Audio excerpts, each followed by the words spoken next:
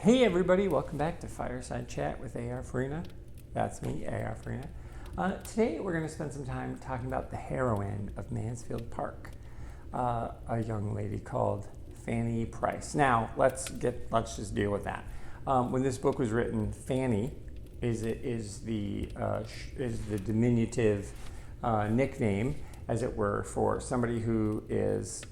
It's short for Frances, and it's because her mother was Frances, so oftentimes people name themselves after their kids. In this book alone, a bunch of people are named after their parents.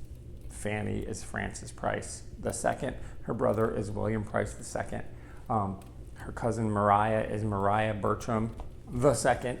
This is just Tom Bertram II, or Junior, however you choose to think of it. So, and I'm sure they're not even the seconds, they're probably the third and fourth. It's just a thing you did. People just named themselves after themselves. So that's what Fanny was. That's what it means. It's a nickname for Frances. Now, depending on what part of the world you live in, Fanny can mean one of two things. You can look it up. The internet is there. But just know that as I'm saying Fanny over and over, I don't mean the thing you think it means in America or the thing you think it means in England. Okay? There you go. So, Fanny Price, who is she? She's 9 years old when she's taken away from her family in Portsmouth to go to Mansfield Park. And she does it for her own good. And it really probably is for her own good. But what's really interesting about Fanny is she's good. At 9, she's fixed. There's something about her. She was like born 30. And she has this sense of right and wrong, and she doesn't waver from it, which is so amazing, which is why a lot of people dislike her as a heroine, because she doesn't jump off buildings, and she's not climbing trees, and she's not getting in fights, and she's not super passionate. She's just good. But I think that's what's important in the only book where we see the main character grow up to watch her moral compass never waver, is what makes her such a fascinating character to study.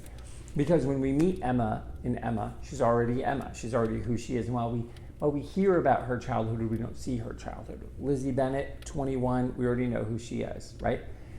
Kat Morland, 17, she's still trying to figure herself out, but she's 17 when we meet her. We have flashes of her at 5 and at 10, but she's 17. That's the story we're telling. And so that's the case for all of the heroines. Anne Elliot, gasp, she's actually an adult woman in her late 20s. Oh my goodness. And the Dashwood sisters are 16 and 19. So they're formed.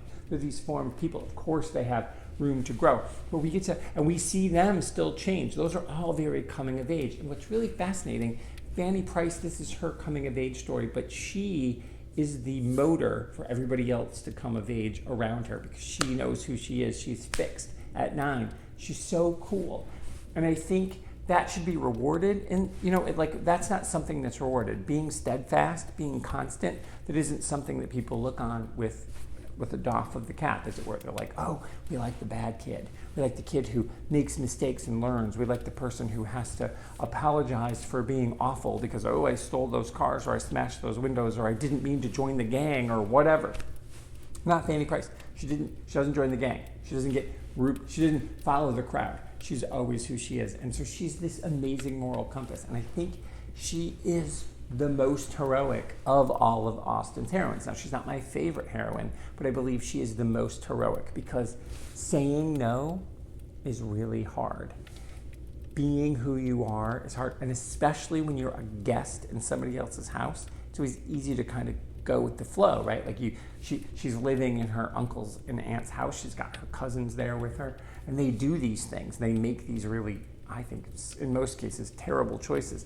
And in every case, they try to get Fanny to come along. And she's, not interested. But the coolest thing, too, is she doesn't ever judge anybody. And that's also what people don't like about her, what's also really fascinating, is that she doesn't judge anybody. And there's something about just saying, like, no, you do you. I'm good. Not judging, not getting in the way, not stopping you, not telling you what's right or wrong. And so there's that sense of guilt that people have when they're doing something that they know is wrong. And then there's just somebody there who's just choosing to not participate, who's not stopping you from robbing the bank, but is also not helping you rob the bank. Who's not stopping you from getting wasted at a party at 15, but she's also not getting wasted at the party. So she sort of makes people a little uncomfortable because of her steadfastness and her honesty. But I think, again, it makes her really an amazing heroine. And So I really hope everybody, as you're reading Mansfield Park, you just give give her a chance, because don't let her name mean what you think it means. And also, she is totally not a bore. She's so fascinating. It is such a psychological study of character. So that's Fanny Price. She's our heroine. So I love her. I think she's great. I mean, yeah, I hope you do too. So let me know what you think of Fanny Price. Looking forward to talk. See everybody next time.